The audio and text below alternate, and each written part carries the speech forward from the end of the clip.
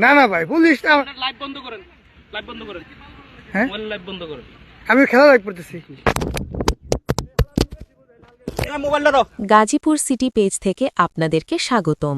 গাজীপুরে সাংবাদিককে হুমকি, মোবাইল ভাঙার অভিযোগ, এসআই সজীবের শোচনীয় অসদাচরণ। গাজীপুর মোহাম্মদ ফরিদ হোসেন।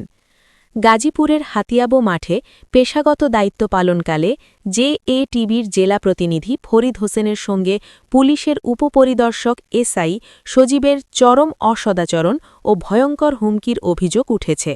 আজ 18 ফেব্রুয়ারি 2026 বিকেলে একটি খেলার সময় ঘটে এই ঘটনা। অভিযুক্ত এসআই সজীব বর্তমানে বাসন থানায় সেকেন্ড অফিসার হিসেবে কর্মরত আছেন। প্রত্যক্ষদর্শী ও স্থানীয় সূত্রে জানা যায়, বিকেল 4:30টার দিকে খেলা চলাকালীন উত্তেজনার মধ্যে এসআই সজীব সাধারণ মানুষকে উদ্দেশ্য করে অশালীন ভাষায় গালিগালাজ শুরু করেন।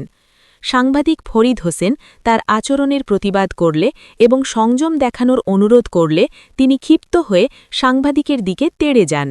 এরপর তার হাতে থাকা মোবাইল ফোন কেড়ে নিয়ে সজোরে ছুঁড়ে ফেলে দেন, যার ফলে ফোনটি সম্পূর্ণ ক্ষতিগ্রস্ত হয়। প্রত্যক্ষদর্শীরা আরও জানান, মোবাইল ভাঙার পর এসআই সজীব সাংবাদিককে উদ্দেশ্য করে জনসমক্ষে থাপ্পড় মেরে দাঁত ফেলে দেওয়ার হুমকি দেন এবং জনসমক্ষে ক্ষমতার অপব্যবহার করে অত্যন্ত আপত্তিকর ও অশালীন ভাষায় গালিগালাজ চালিয়ে যান। স্থানীয়রা অভিযোগ করেন, তিনি প্রায়শই সাধারণ মানুষকে তুচ্ছ-তাচ্ছিল্য করেন এবং মানুষ হিসেবে কোনো মর্যাদা দেন না। নাম প্রকাশে অনিচ্ছুক স্থানীয়রা বলেন, এসআই সজীবের বিরুদ্ধে অসদাচরণ ও ক্ষমতার অপব্যবহারের অভিযোগ নতুন নয়। এর আগে তার বিরুদ্ধে বিভিন্ন অনিয়মের অভিযোগ থাকলেও কোনো প্রতিকার পাওয়া যায়নি। এই ঘটনার পর এলাকায় বৃহৎ চাঞ্চল্য সৃষ্টি হয়েছে। সাংবাদিক সমাজ ও সচেতন মহল তীব্র নিন্দা জানিয়েছে এবং অবিলম্বে নিরপেক্ষ তদন্তের মাধ্যমে অভিযুক্ত পুলিশ কর্মকর্তার বিরুদ্ধে কঠোর ব্যবস্থা গ্রহণের দাবি জানিয়েছে।